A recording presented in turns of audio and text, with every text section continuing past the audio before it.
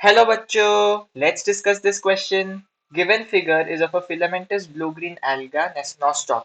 Identify the parts marked as A and B and select the correct option. तो यहाँ पर हमें A mark किया गया है और यहाँ पर हमें B मार्क किया गया है. तो A ऑप्शन कहता है heterocyst mucilaginous sheet, B option कहता है vegetative cell mucilaginous sheet, C option कहता है ट्राइकोम्स और सेल वॉल, या D ऑप्शन कहता है म्यूसिलेजिनस शीट और हेटेरोसिस्ट. इस क्वेश्चन को सॉल्व करने का जो की कॉन्सेप्ट है वो है आपके साइनोबैक्टीरिया के बारे में कुछ जानना.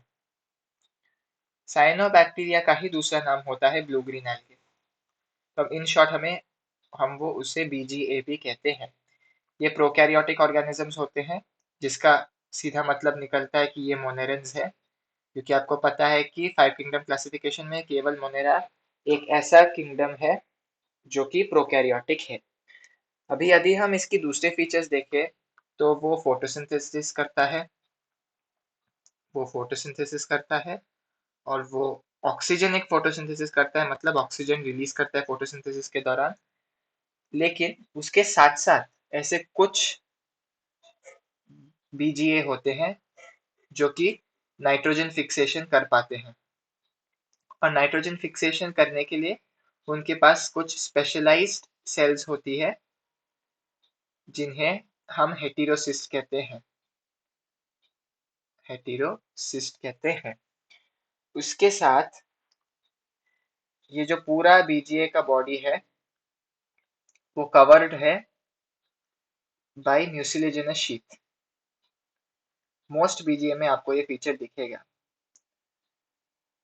तो कुछ एग्जांपल्स है जैसे कि नॉस्टॉक जो कि फिलामेंटस है, एनाबेना भी एक एग्जांपल है. तो यदि आप देखिए तो ये आपके सीधे सीधे एनसीईआरटी से ही डायग्राम लिया गया है.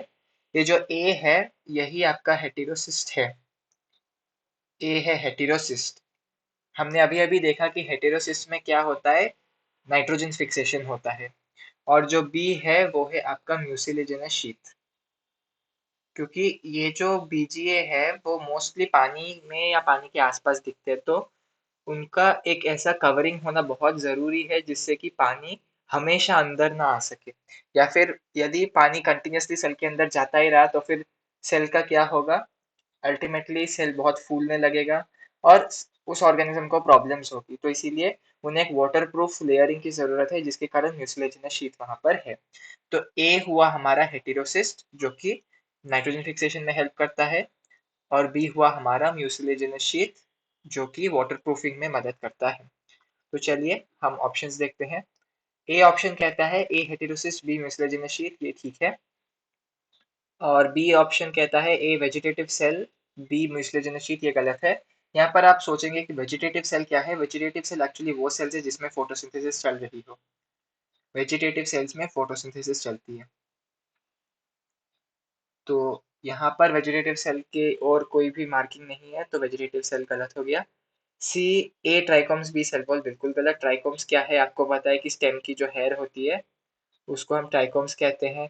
और ये तो हम एक प्रोकैरियोटिक ऑर्गेनिज्म की बात कर रहे हैं, यहाँ तो स्टेम हेयर की कोई पॉसिबिलिटी ही नहीं है, तो ये गलत हो गया.